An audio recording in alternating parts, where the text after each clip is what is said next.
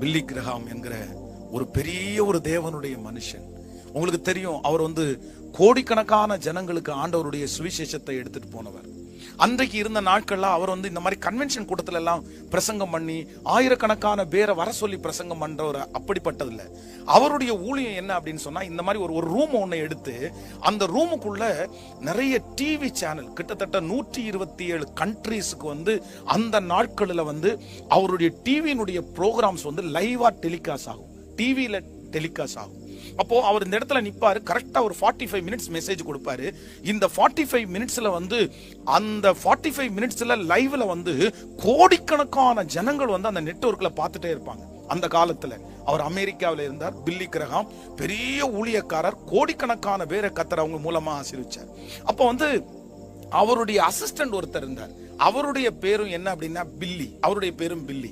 அந்த அசிஸ்டன்ட் இந்த மாதிரி பாருங்க, கேமரா எல்லாம் வச்சு இப்போ இந்த லைவ் நம்ம எடுக்கிறத ஷூட் பண்றாங்க, லைவ் டெலிகாஸ்ட் பண்றாங்க. இந்த மாதிரி இருக்கிறதுல இந்த பில்லி அப்படின்றவர் யார் அப்படின்னா, அவர் தான் அந்த டிவி டெலிகாஸ்டுக்கு ரொம்ப முக்கியமான ஒரு பர்சன். அவர் தான் எல்லாம் கரெக்ட் பண்ணுவாரு. அவர் தான் பில்லி கிரஹாமை நிக்க வைப்பாரு.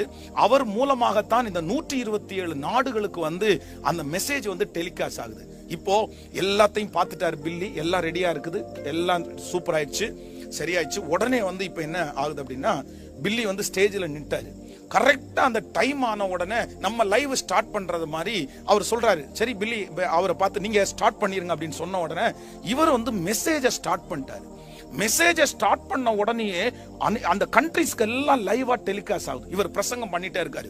இந்த பிரசங்கம் பண்ணிட்டே இருக்கும்போது இந்த பில்லிக்கு என்னமோ இந்த சிஸ்டம் இருக்கிற இடத்துல ஏதோ ஒண்ணு உதைக்கிறது மாதிரி ஒரு சூழ்நிலை வருது. அவர் உடனே உள்ள வராரு.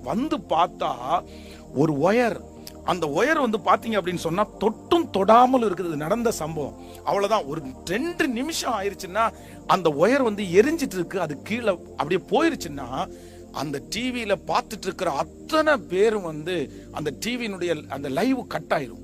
அத்தனை பேரும் அந்த பிரேயரை அட்டன் பண்ண முடியாது. கோடிக்கணக்கான பேர் லைவ்ல பார்த்துட்டு இருக்கிறாங்க. பில்லி இதை பார்த்துட்டாரு.